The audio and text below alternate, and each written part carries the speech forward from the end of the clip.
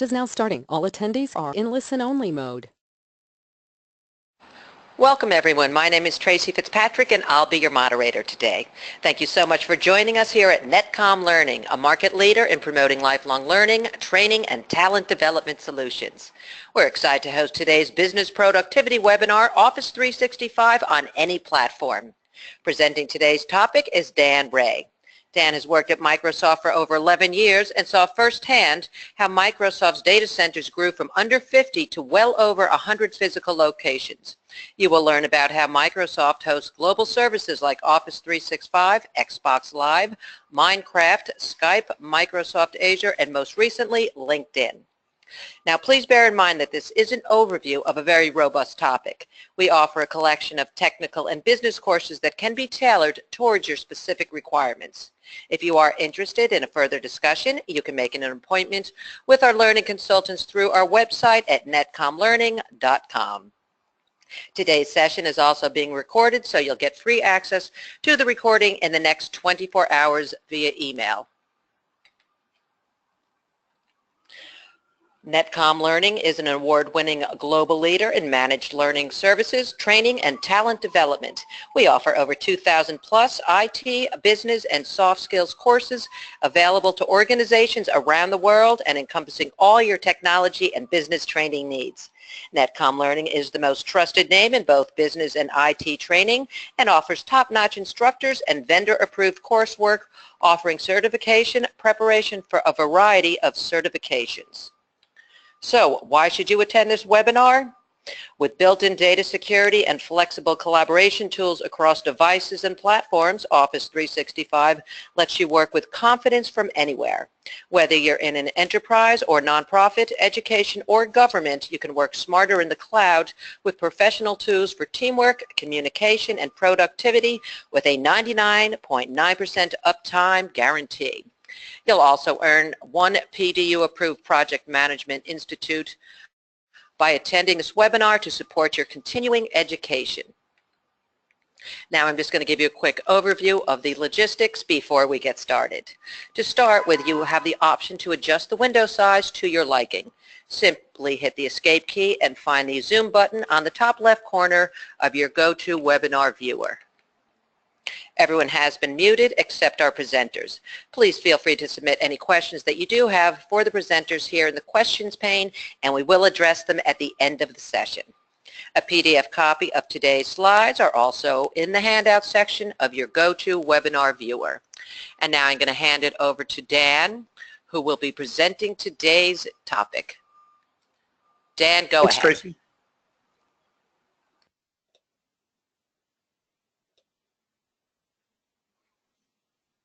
Excellent. Are the slides showing up fine? Everything is looking good. Excellent. Thank you so much, Tracy. Again, Tracy mentioned my name is Dan Ray. I presented last week on the Microsoft data centers, and this week we're going to take a little different spin and really dive deeper into some of the Office 365 features from the platform. And by means of introduction, I'm going to introduce my family. I'm Dan Ray. I married almost 26 years ago my wife, Eva Ray. We had a son 18, almost 19 years ago. We named him Sam. And a quiz that we'll answer about halfway through, my daughter has her last name in her first name. It's a 6-letter first name, and R-E-Y is part of her name. I'll give you about a half an hour to think about this, but the question I'll ask is, what is my daughter's first name? And with that, we're going to take a look at different aspects of Office 365 and, again, consuming that Office 365 service from various devices. The first thing that we're going to go through is just how do you get to your calendar? I have my calendar available on both Microsoft platforms as well as competitive platforms and the choice of tool that I choose. Here I show the calendar app on an iPhone, but I can also use the Outlook app from Microsoft, and this is available again on both Apple, Google Android devices, tablets, phones, various platforms, including the Mac. So I have a screenshot here of my calendar and consuming that Office 365 information from the Office 365 service on the calendar app on a Mac. Outlook 2016 is not only available for Windows devices as well as mobile devices, but it's also available for the Mac itself. So I have a screenshot of that here. What else can I run Office 365 from? There are universal apps that are actually in the Windows Store. So here you see a screenshot of a Windows 10 device with the Mail and Calendar app open. And again, Outlook 2016 on Windows 10 or any version of Windows. I could also access this from a browser. This browser could be on a full-size device. It could be on a device without a keyboard. It could be on a mobile phone or tablet. And all of these are options for consuming that Office 365, either email or in this case, calendar, to remind me about this appointment today. I can even do this from an iPad calendar app or again, Outlook. And again, because an iPad has a larger or a tablet has a larger view, there are additional functionalities that you would find on that form factor versus a phone form factor or a smaller screen. Next, let's move on to some different uses for Skype. And in this first screenshot, I've got the Skype for Business client that I've included in this PowerPoint. And the way that I actually did this was from PowerPoint 2016, part of Office 365. And one of the features is to actually take a screenshot directly from PowerPoint. So I had Skype for Business open with a chat back and forth with different family members, Sam and Eva. And by dropping down that screenshot on the insert, I'm able to live capture the screenshot directly into the PowerPoint. The same thing works for the Mac. This is actually a screenshot of Skype for Business on the Mac. Very similar look and feel, different conversation back and forth. But the same thing, insert menu, screenshot, and then the different screens that you have open are shown. One of the things we decided to do with the chat was Sam, my son, decided to help me with this presentation. The way we did this was with OneDrive for Business. So here on the screen, I'm presenting from a Surface Pro device. I've got sharing up in the upper right-hand corner. And because I've shared this with Sam and given Sam edit rights, Sam can actually make adjustments to my slides real time. We actually tested this earlier today. And in this case, I've given Eva access as well. So I could collaborate with all three of us in the same file real time, or give them rights maybe to review and make comments, change titles at any point they choose to. And so here, from the browser on a Mac, I can see again who is in the slides. In this case, Eva is editing slide 4. So she's down here and indicated in a yellow where she is in the slide deck. And I'm actually on slide 2, or sorry, I'm on slide 2 on a different computer. And this is actually Sam, and Sam is focused on slide 3. So all three of us are in this file from either the full PowerPoint experience or the browser experience, and we're actually in 3 different places live editing the same file. And again, here's the experience from PowerPoint 2016. I see up in my ribbon, both Sam and Eva are in the file simultaneously with me. and I can actually see where they are. Sam, in this case, is on slide, it looks like 16, and I can see that. And Eva is editing slide 4 at this point. And again, with a touch device, when I'm in PowerPoint, I don't necessarily have to make my slides the right size. I can actually pinch and pull into a slide to make a particular area of a slide larger.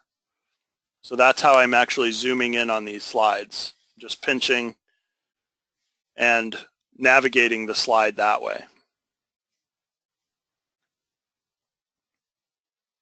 Here's a screenshot of editing on the PowerPoint 2016 Mac version. Again, I have the sharing capability. I can see who I'm sharing with, and I can see if people are actively editing the file. I can even edit on multiple devices. So this could be maybe my phone or a tablet, as well as a desktop computer or 2 separate desktops. You can get access to this from various platforms at exactly the same time. One of the other features that Microsoft has is full apps that are in both the Windows Store, so I could download something called OfficeLens in the Windows 10 store, or I could do this on a mobile platform, either Microsoft or competitive. So in this case, I show a screenshot of OfficeLens running on my iPhone. And Sam helped me with this demonstration, and again, we included the slides here. Sam held up a whiteboard with a calendar on it. And this calendar, again, is on a whiteboard, so I might get glare. You can see from the way he's holding it, I'm going to get different edges and not a very uniform view of it. But immediately, OfficeLens, if you tell it you're capturing a whiteboard, tries to outline just the whiteboard. And again, if for any reason it gets the whiteboard outline incorrect, or you want to crop, maybe the whole whiteboard isn't needed for your notes from a meeting or for sending out to others, I could actually use this cropping to get only the section that I want. And then again, with OfficeLens, it does a really good job of flattening, getting rid of any glare that you have on that whiteboard. And when I click done here, or Sam clicks done here, Sam would have options to upload this again to his OneDrive for Business, to share this in a OneNote experience, maybe that Eva and myself are working with him on. But the done gives him a lot of different options on where and how to save this file.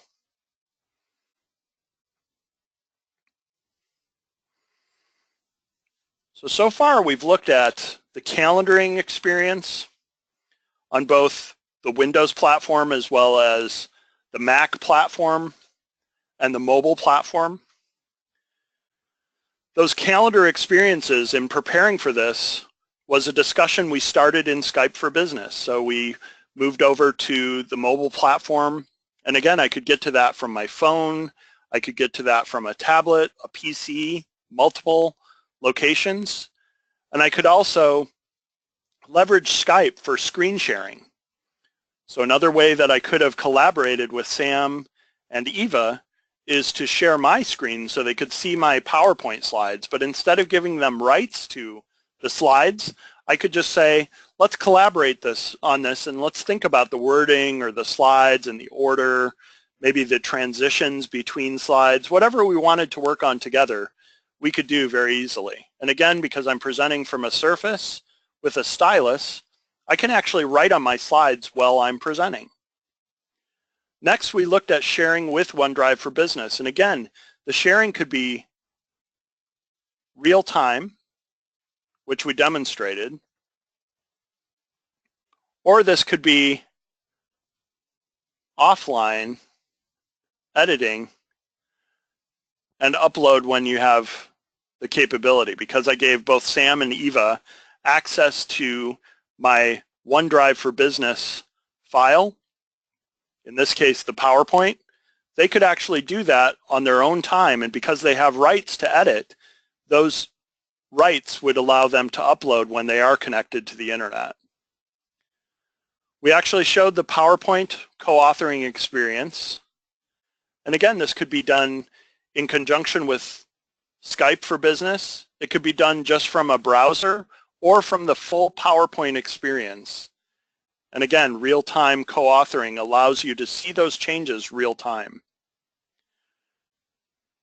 And finally, we've looked at OfficeLens, either to share the outline of this. Maybe I used OneNote, and you can see my chicken scratching here on the screen. Maybe that's how I actually came up with this outline, and I could share that with other people, even if it were on a whiteboard or somewhere where I needed to capture it digitally to maybe make a digital outline. So the question now comes to, what is my daughter's first name? I'm not sure if I can see this within the window.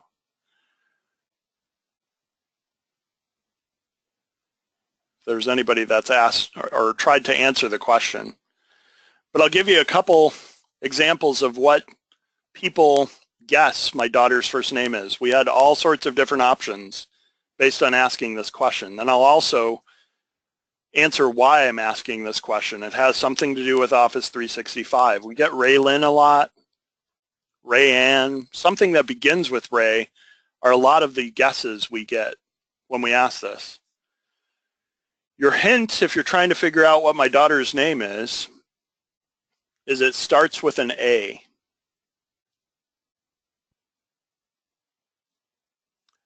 The answer, not sure if anybody guessed, but the answer is Audrey. And Audrey is not pronounced Ray, but it has the characters R-E-Y in it. The reason I bring this up is my wife used to use our kids' names and other complexity in her passwords. So she would use Sam or Samuel and letters and symbols. And when our daughter was born and we named her Audrey, my wife wanted to use that as a combination with other things in her password. And she couldn't, no matter how many ways she messed around with complexity, adding numbers, adding symbols, adding uppercase and lowercase. She could not use Audrey. And again, the reason for that is, even though my wife's name is not Audrey, Audrey has our last name in it. And part of password complexity requirements are that you do not use your first or last name. So again, if I set up a Office 365 tenant and want to make sure people are using complex passwords, you cannot use part of your first or last name. And that's actually where I learned this piece of trivia, that Audrey has her last name in her first name. It wasn't something that occurred to me up till that point. Office 365, that's another benefit, is it can not only give you online access to these tools, but it can also enforce complexity of passwords. You can even put on multi-factor authentication. So if my concern was somebody getting to Outlook or getting to their work email from a device that is not trusted, maybe a personal device, I could go ahead and set up, hey, when Eva or Sam, Dan or Audrey access these devices, I want to make sure that the device they're accessing it from is secured or that they are who they say they are. With multi-factor authentication, you could use an application or just a text confirmation that you are who you say you are, getting a code to put in before giving access. And again, here we see the modern Outlook app with an included or embedded just attachment of a OfficeLens graphic. And that same graphic included in Outlook 2016 on Windows 10. One of the other options I would have, depending on how I accessed putting this graphic into Outlook as an attachment, I can send it as a traditional attachment. Or again, one of the powers of Office 365 is if I address this to Sam, Eva, and Audrey, and as I upload it, I say that I want this file to be stored in my OneDrive for Business, which by default is my own personal space in Office 365. It's not shared with anybody else by default. Just by addressing it to different people, maybe Eva, my son Sam, Audrey, and my dad John, this would set up the file so it's in OneDrive for Business, and it would allow all 3 or 4 of those people access to that particular file. So it does all of the settings at once for you. And that's the next thing we'll talk about, is modern attachments with OneDrive. What does this look like? When I'm sending an email, again, the experience is different depending on what I'm using. In this case, I'm using Outlook 2016 on a PC. And when I go to attach files, you'll notice that the drop-down in this case shows me a number of files, screenshots that I've taken or that I've saved to this computer in various directories. I have them in the Screenshots directory, in the Office Anywhere directory. But what you'll notice about the Netcom Draft 2 that's different is that it's actually stored on my OneDrive for Business.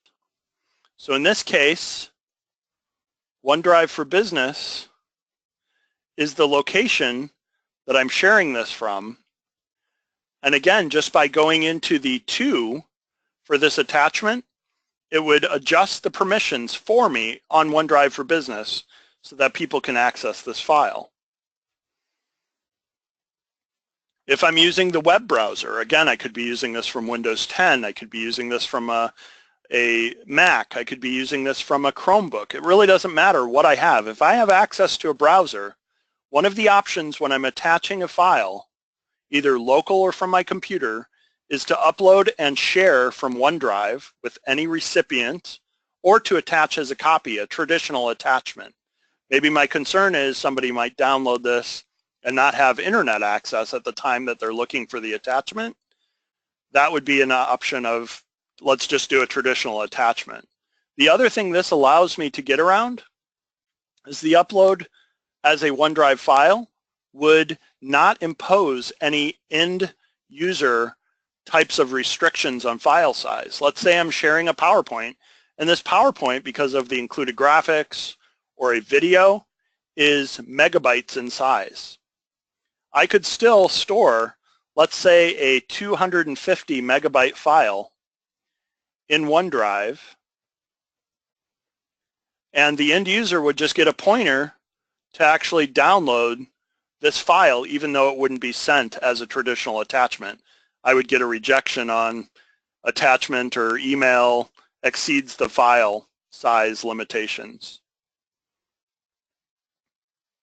And again, if I'm in either SharePoint or OneDrive, I can click on the 3 dots that I see, and share is an option right there. Share would allow me to address this to different people and would allow me to decide whether they have edit rights or just viewing rights, and send an email on my behalf to those people.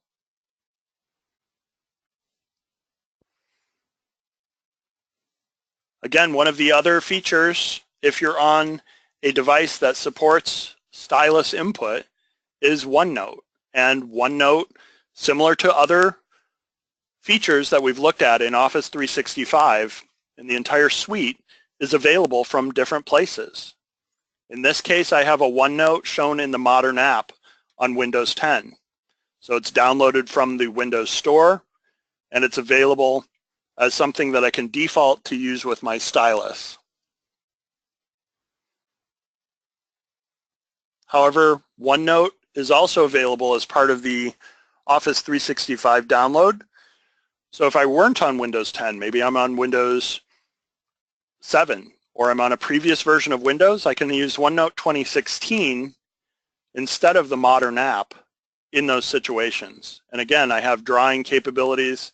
You'll notice the drawing on the Modern app is simplified because of the assumption that this might be a 8-inch tablet or smaller device than a traditional Surface or larger laptop. The Office OneNote copy that comes from Office 365 gives you a lot more flexibility in the size of the stylus and the ink that you're actually using, colors, those types of things. I even have these capabilities of drawing right from a Mac. So even though a Mac does not support touch input, it does, however, support things like bamboo devices for drawing, and I could use the drawing capabilities here to mark up my OneNote notebooks on a Mac. And then I could also access this from an iPad, and an iPad experience, again, with a stylus or with my finger, are options that I can use. You actually have the ability within these to tell it, I'm looking for my fingerprint input as opposed to a stylus. You can do this with Windows as well. Up to this point, we've looked at the types of things that you might be familiar with or you might be using on a regular basis, whether they're in Office 365 or, quite frankly, on-premise. You could use SharePoint on-premise at a company. You could use Outlook on-premise. You could use the OfficeLens application, save it as a picture, and attach it to a traditional email. But something that's truly transformative from my perspective is the Office Graph and some of the machine learning there, and a new capability, fairly new, called Delve. And if you haven't used Delve, this can change fundamentally the way you think about receiving information. What Delve does is it uses machine learning to look at the groups and the interactions I have with different people, and then presents that information pushed to me as opposed to me having to think about searching. So in this case, you can see my Delve, and my Delve presents to me automatically information from Audrey, as well as Eva, and maybe Sam. And this would be information that I have security access to. So it would either have to be files that they placed in SharePoint in an area that I have rights to, or that they place somewhere else within Office 365 and either have by default given me rights to see, or that I have rights to see through explicit permissions. Again, Eva's look through Delve is totally different from me. In this case, I can see that she has different files from Audrey, maybe because they've been shared with her and not with me. But she also sees some of my presentations, and some might be the exact same. Sam's accessing Delve from Chrome, so this is available in any browser.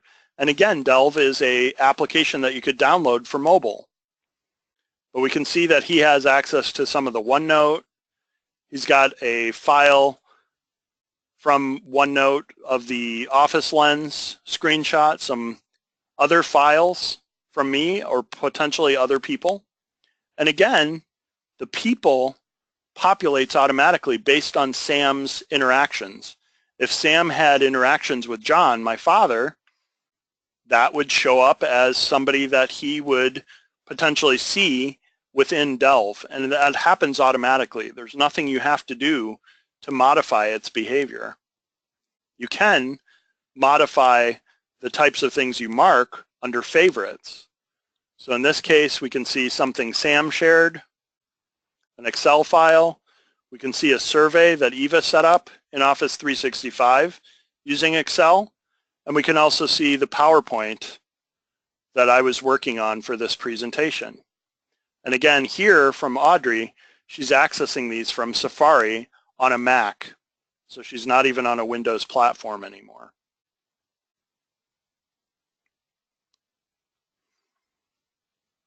Moving on, let's look at some ways that SharePoint could be leveraged instead of OneDrive. And one of the benefits of using SharePoint over OneDrive, they're both stored in the back end, similar in the Microsoft data centers. They're made sure to be replicated and geographically replicated so that you don't have issues with losing that data.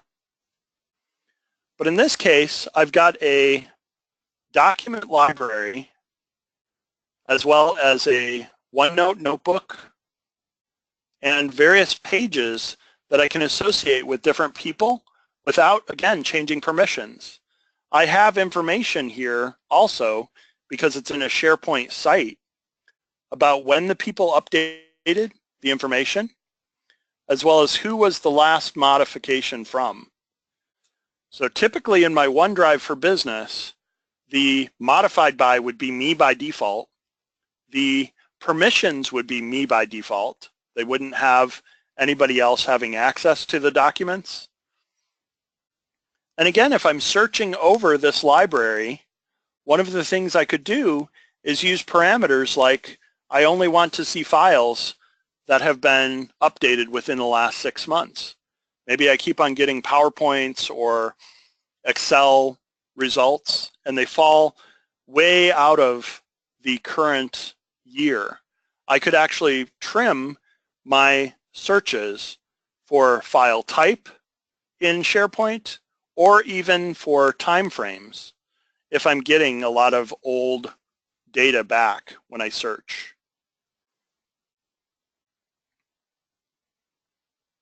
Eva's screenshot here is from Edge, Microsoft Edge on Windows 10. So this supports any modern browser.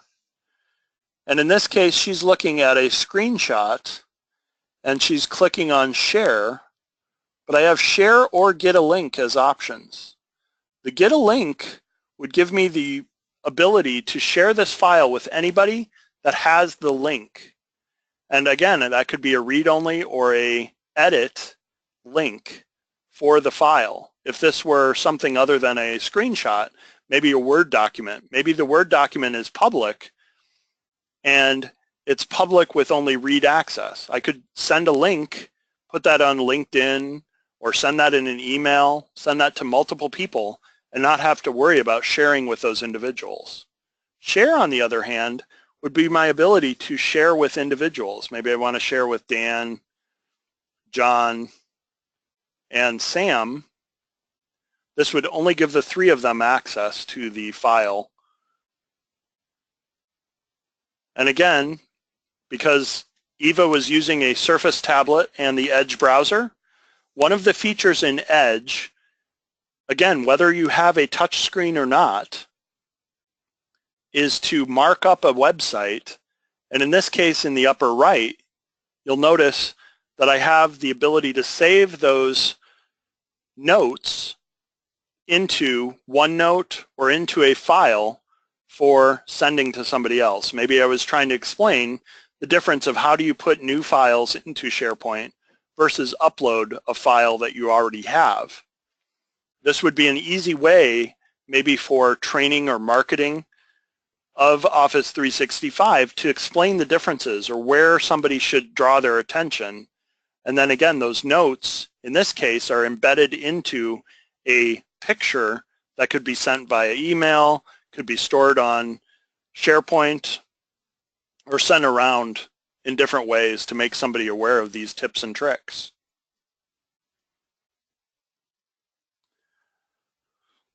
SharePoint from Chrome is also an option. In this case, Sam's looking at the same information. And again, if he had rights to everything within this site collection, he would see the same files and the same results that Eva and Audrey saw when viewing this from a different browser. The other thing Office 365 takes into account is the actual screen resolution here. Maybe Sam is on a device that's running 1024 by 768. What would happen on that lower resolution is the definitions of how much information could be shown, and maybe even what functionality would he have in how many options are shown on the screen, or the different views that he has available would be different than if he's on a very high 1920 by 1024 display, almost a high definition display. You would get different information. And finally on Safari on the Mac.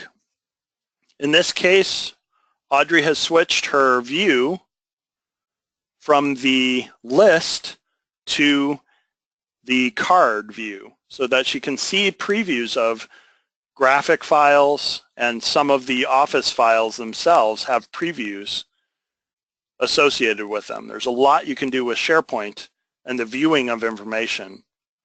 So we've looked at both SharePoint and Delve up to this point, from exposing both OneDrive for Business and SharePoint results. Finally, one of the most recent things that we used and played around with in preparation for this was Microsoft Teams. Microsoft Teams is a fairly recent addition to Office 365, but really highlights some of the differences. In the past, when you thought about Office and the applications that were made available to you, you had to wait till the next version of Office was released. In the past, we had versions of Office like Office 2007, 2010, 2013, and now 2016. In Office 365, however, the difference is applications and functions and features are added on a much more rapid pace than every 3 or so years. And Microsoft Teams came out very recently. It's a website that I can go to and that I can collaborate with different members from my team. In this case, you can see a conversation that I had with Eva and Sam, again, preparing for these demos. I have the ability to have meetings through Teams. I can do video as well as voice chat. And I also have the ability through Teams to have pictures and a persistent discussion about something. So in this case, you can see a screenshot that I shared of Internet Explorer using Teams, and that becomes part of the discussion or the thread related to it. If I went over here to the left-hand side and clicked on Files, because the screenshots are now files within this team chat, the files would show me these screenshots that either I uploaded or others on the team uploaded to Microsoft Teams. Here's a screenshot of Sam using the same team site from Chrome. And he's making a comment, and then he's going to upload a file to the actual team site. Audrey, however, is the kid that's using a Mac, so she's not on the PC platform. And one thing that is mentioned if you go to Microsoft's Teams website, teams.microsoft.com, from a Mac using Safari, their built-in browser, you get this message in the middle that says, it's coming soon, but it's not available.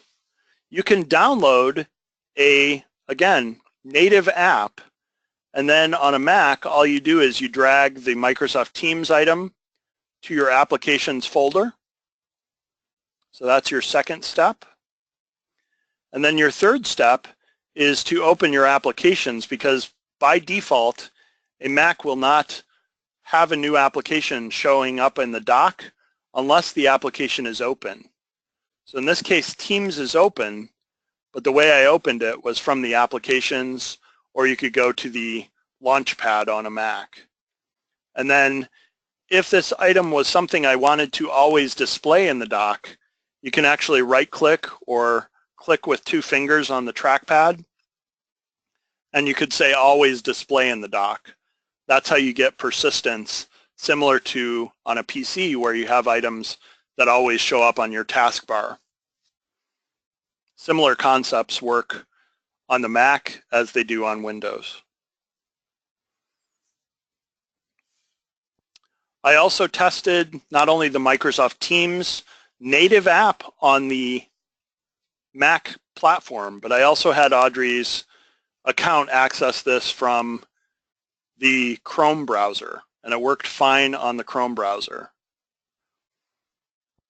And finally, the last thing we'll highlight here with Audrey using Chrome on a Mac is I can set up meetings within Teams, and we could actually have a rich experience of screen sharing, of maybe voice communication, as well as video communication through Microsoft Teams. And what does that experience look like? It's leveraging Skype in the background. So I can see the same types of items that I would see if I were using Skype and the Skype client. It's very easy for me to turn on and off my video from Skype. It's very easy for me to tell if my mic is either on or muted. And then this third item here is how I would screen share.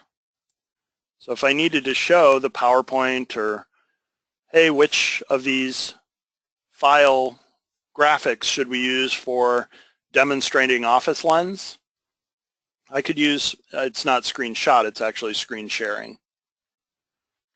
And that's where I do that, is that third item in the middle of the screen.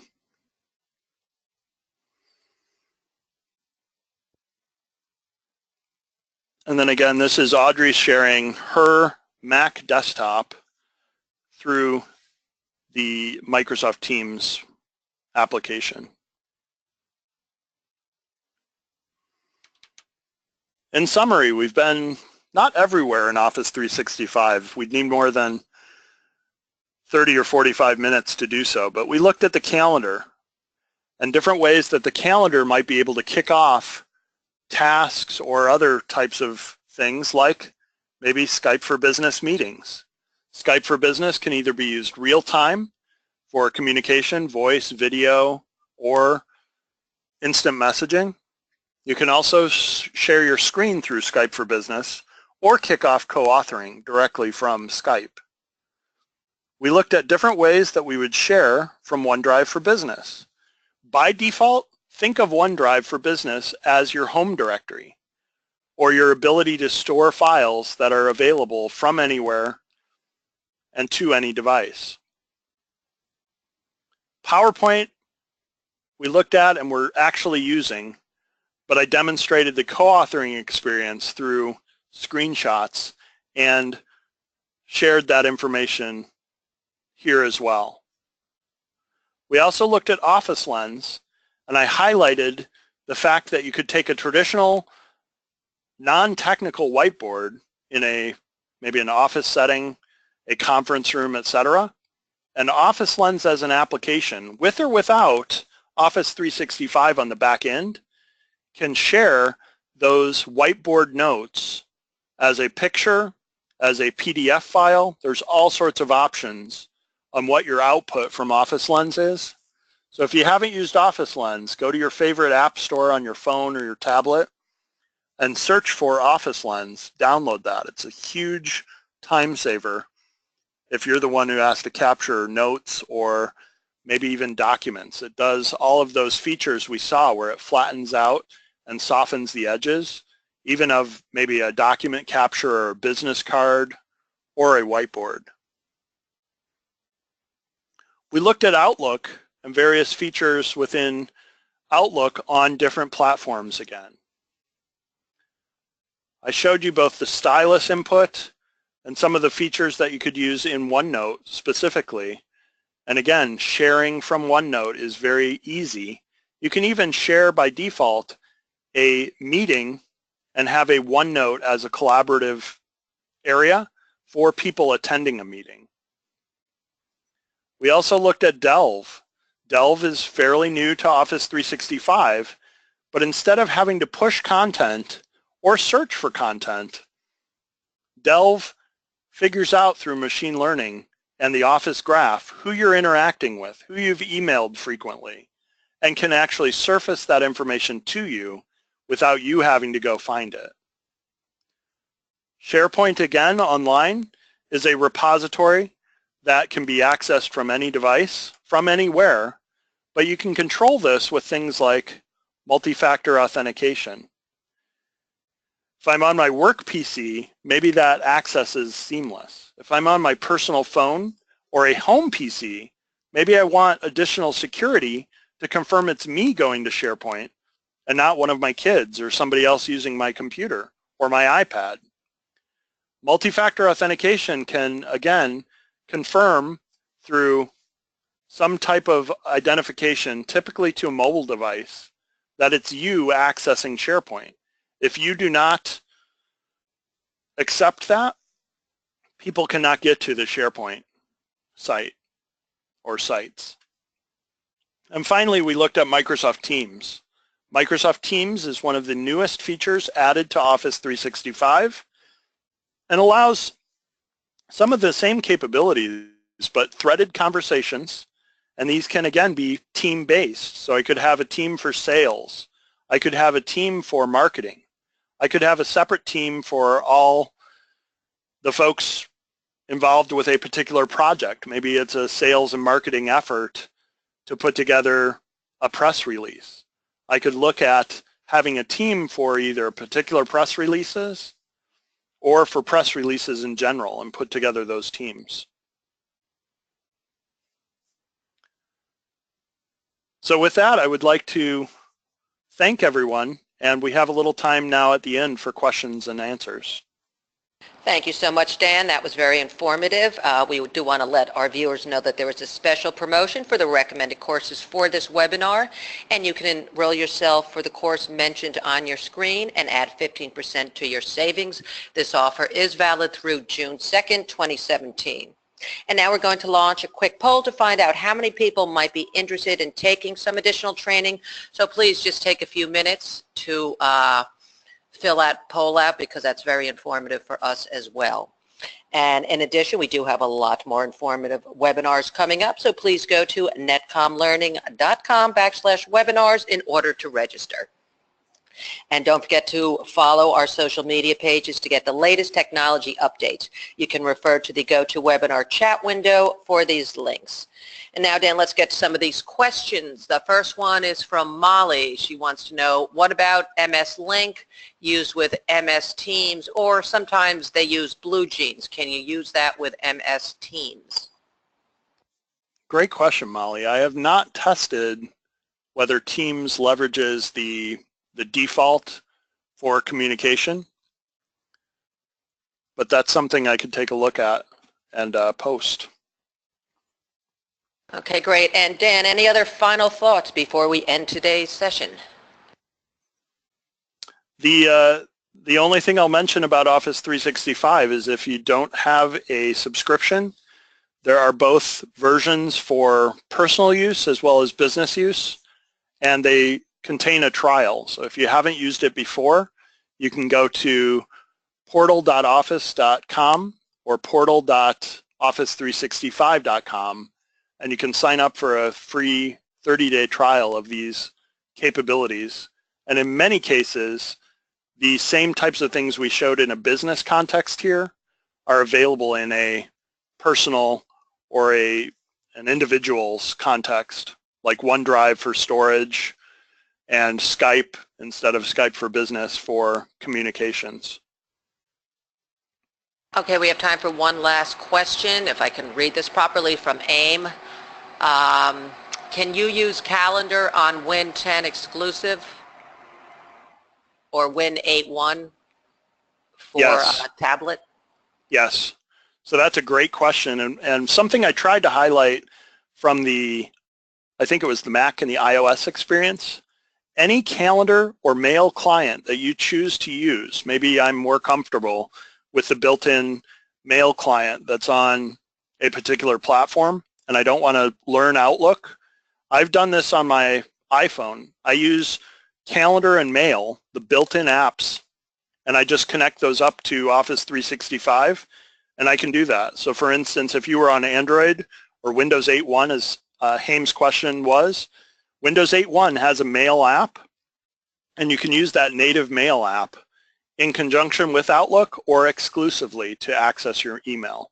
You do not have to use Outlook to access Office 365.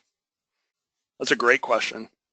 Okay, also pertaining to that, does Calendar transfer between Outlook, Google, and mobile calendar apps for SOA alerts and Yahoo Calendar? I believe the answer is yes there. I have the Mail application on Windows, and I've used that to check both Office 365, Gmail or Google, Outlook.com, the personal Hotmail type addresses, and I've even used that for Yahoo Mail.